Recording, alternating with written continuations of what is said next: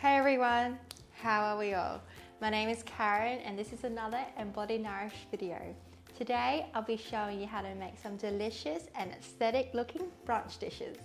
I know we all love to eat brunch, we go out to brunch all the time, but why not bring brunch to your place where you can invite your friends and family and have your pets like your dogs running around while you serve up some delicious food.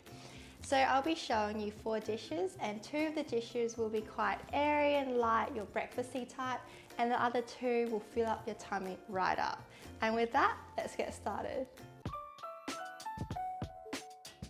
You're going to love this lemongrass infused tofu scramble. It's aromatic, incredibly delicious and so satisfying for your brunch belly. For tofu scramble, it's best to use regular tofu because it's soft enough to crumble yet will maintain a formed, fluffy texture similar to egg. Press out any excess water from the tofu. You can use a tofu press if you want. Then dice up 1 brown onion and slice some tomatoes in half. We're going to serve the tofu scramble with some roasted gnocchi mushroom. To prepare, cut the ends of the gnocchi and separate out the strands. Place the mushrooms onto a piece of alfoil and sprinkle over some smoked paprika and salt.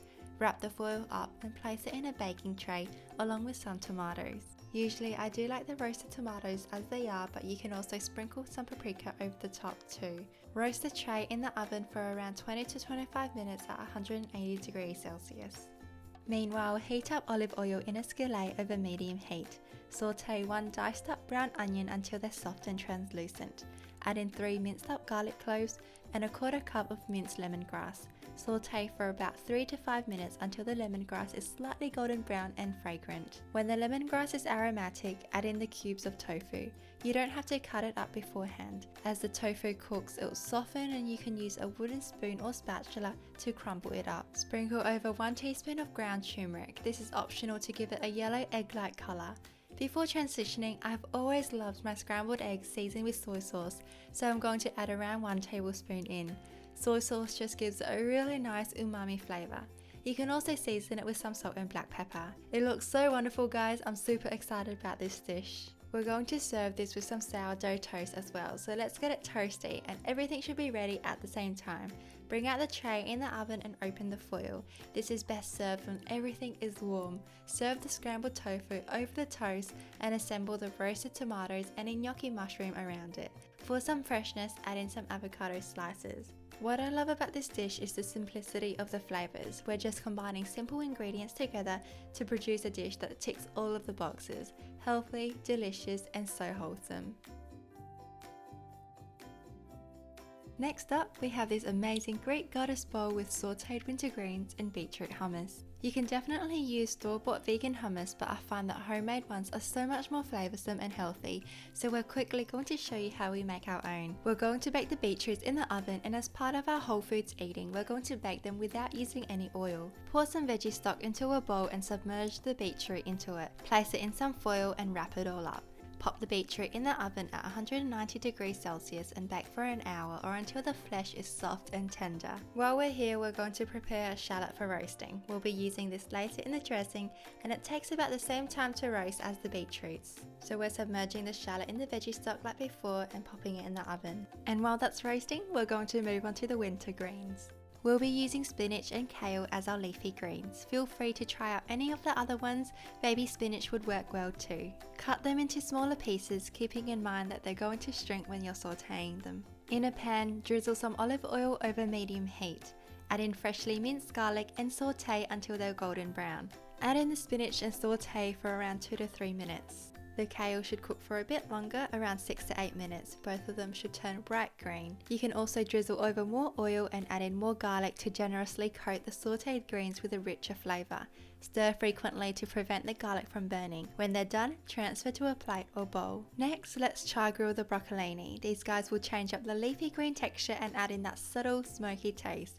You can use a normal grill for this or a griddle pan. Just line the broccolini up and drizzle some oil over the top. Pop in some sliced lemon to char it as well. The broccolini will take a few minutes to cook. Check on it frequently and as soon as one side chars, turn it around to cook evenly.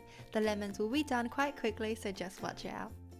We're going to serve this with some quinoa, so as the broccolini is grilling, prepare it according to package instructions. Of course, you can also use brown rice too. Moving back to the hummus, the beetroots should finish roasting. Carefully remove them from the oven and let them cool. Peel away the skin once it's cool enough to handle. Add in a can of drained chickpeas into a food processor and pop the beetroots in. Squeeze half a lemon over and add in 1 tablespoon of minced garlic. Of course, we'll need some tahini, so add in 2 heaped tablespoons. Pop the lid onto the food processor and blend. A beautiful magenta shade should form and it looks so delicious. As with hummus recipes, you can also drizzle some olive oil in to make it creamier. But today I'm showing a whole foods alternative, so you can pour in 1 to 2 tablespoons of veggie stock and adjust the consistency to your preference. For the dressing, we're going to make an apple cider vinaigrette, and because we're moving more towards a whole foods plant-based diet, we'll be using vegetable stock instead of the traditional olive oil. But of course, you can use the olive oil if you don't mind. In saying that, in our recipes on our website, we do have the option of using whole foods alternatives. So this means using no oils, using no sugars or no processed foods. So check it out if you want to make these changes. For the sauce, you'll need 1 cup of vegetable stock or olive oil, 3 tablespoons of apple cider vinegar, 2 teaspoons of Dijon mustard, and mix to blend it all up. Add in half a teaspoon of minced garlic, 1 tablespoon of sweet paprika, and a dash of black pepper. For a bit of sweetness, pour in 1 tablespoon of maple syrup, but this is optional if you're going whole foods. The roasted shallot should be cool by now, so peel away the skin and pop it in a blender. Pour the dressing in and we'll be blending everything together. The roasted shallot darkens and adds a depth of flavour to the sauce. Now it's time to serve. This is the fun part. So spread some of the beetroot hummus across the plate and scoop up some quinoa into the middle. Serve the winter greens around it and add in the charred broccolini. Drizzle the sauce over the greens and sprinkle some paprika over it to make the colours pop out. I do like to call this the green goddess plate. The recipe is so healthy and nourishing. The flavours are also gorgeous together. I love how we can make a lot of the components whole foods as well. Now we have a delightful belly and soul warming quinoa porridge topped with a delicious cashew and orange cream. I'm going to use some dried cranberries and fresh mandarins to break up the consistent flavour of the quinoa porridge. The cranberries will give a wonderful pop of sweetness, while the mandarins will give a burst of freshness to every spoonful. And while we're there with the fruits, we're going to zest the orange and peel the oranges, ready for the cream. In a saucepan over medium heat, pour in 2 cups of your favourite plant-based milk. We're using almond milk today to enhance the nutty flavours of the quinoa, but we also love using coconut and oat milk for this recipe too. Stir with a spatula or a wooden spoon until the milk starts to bubble, and then add in a half a cup of quinoa and stir well. Let the milk come to a gentle boil and then reduce the heat to low. Cover with the lid and then let it simmer for around 10 to 15 minutes or until most of the liquid is absorbed.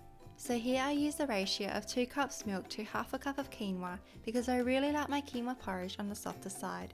It really depends on the consistency that you like, and just keep in mind that you can always add in more milk afterwards. Also, red and black quinoa is more crunchier, so if you're using it, you might need to add in more milk to soften it up. It's time now to flavour the porridge. Add in 1 teaspoon of vanilla, cranberries, and 2 tablespoons of maple syrup. You can adjust this according to your sweet tooth. Stir to mix and let it cook over low heat for another 5 to 10 minutes until the quinoa is tender. Add more milk if the quinoa starts to become dry. And while that's happening, let's make the orange and cashew cream. If you're planning to make this recipe ahead of time, you can soak the cashews a few hours or overnight. Otherwise, just pour over some boiling water. You can also cover it and leave it for 10 or so minutes to soften it up. Drain the water and then add the cashews into a food processor or blender. Pop in the peeled oranges and the orange zest. Sometimes I do like to add in a bit of sugar or maple syrup just to sweeten it up if I'm feeling a bit more indulgent. Press blend until the cashews are completely pulverized and a smooth creamy texture is formed. If it's dry, you can add in some orange juice or some milk to moisten it up. A quick taste test is always mandatory and adjust it according to your liking. This looks delicious. The porridge is so soft and creamy and we're ready to serve it. Scoop the porridge into a bowl and mix in your favourite toppings. I like to add in sunflower kernels, crushed up almonds, and of course, a generous scoop of the orange cashew cream. Don't forget to add in the fresh seasonal fruits, they're so wonderful, and here I'm adding in some winter citrusy ones like pink grapefruit and mandarins. Serve it up with some extra milk on the side and top it up with some maple syrup. I did find some leftover blueberries in the fridge and it added a beautiful pop of colour and flavour to the bowl. And there you go guys, this delicious quinoa porridge is so creamy and so delicious. This is perfect for breakfast and brunch both in summer and winter. Start your morning off with this delicious and healthy vegan chia pudding with strawberry and rhubarb compote. We're going to start off by soaking the chia seeds. Ideally you would want to do this overnight, but at least 2 hours is fine. Personally, I found that a ratio of 1 cup milk to 4 tablespoons of chia seeds gives me the best chia pudding texture.